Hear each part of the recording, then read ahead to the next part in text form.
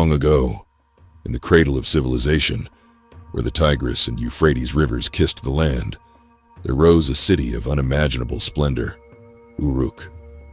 At its helm sat a king, not just any king, but Gilgamesh, 2/3 god and 1/3 man.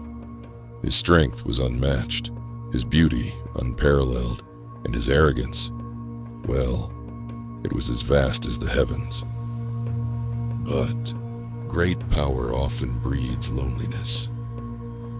Though Gilgamesh had all the riches and pleasures of his city, he ruled with a heavy hand, caring little for his people.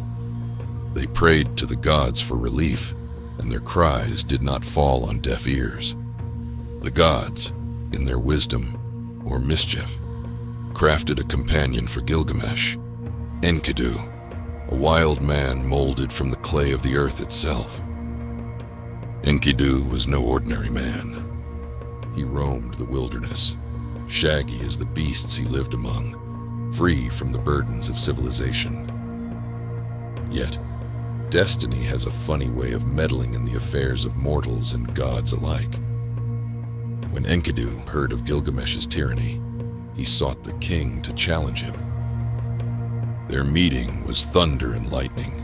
The two wrestled, shaking the very foundations of Uruk. But when the dust settled, neither emerged a clear victor. Instead, a bond was forged, stronger than steel, deeper than the rivers of Mesopotamia. They became brothers in spirit, bound not by blood but by respect.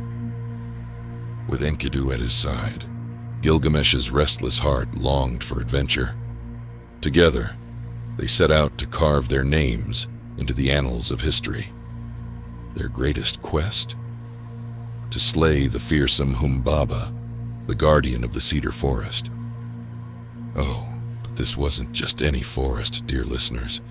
It was sacred, ruled by gods, and protected by a monstrous being who could crush a man with a glance.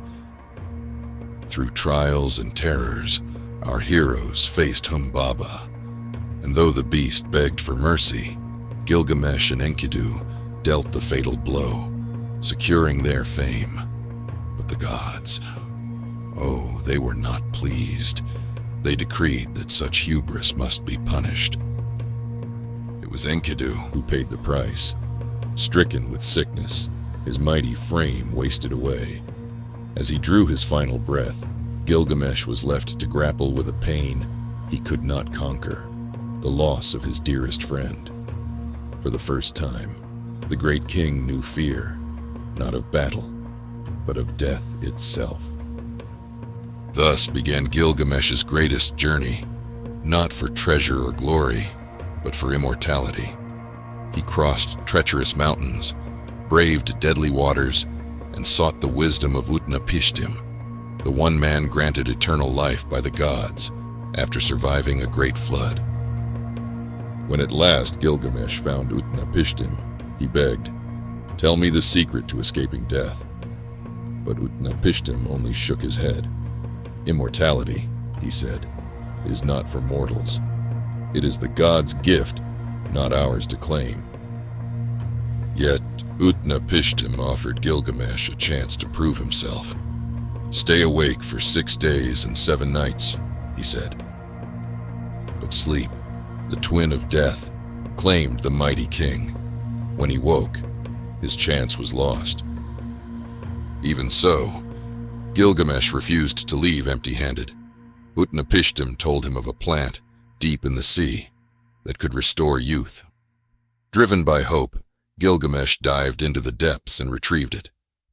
But the gods are ever watchful. On his journey home, a serpent stole the plant, shedding its skin as it slithered away, leaving Gilgamesh with nothing but his humanity. He returned to Uruk, weary and wiser. Standing atop the city's mighty walls, he looked out and realized the truth. Immortality is not in living forever, but in the legacy we leave behind.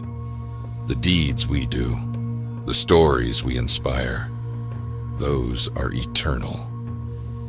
And so, curious minds, The tale of Gilgamesh comes to an end, but his journey, his questions, and his growth, they echo through the ages, whispering to us across time. What will your legacy be? Stay curious.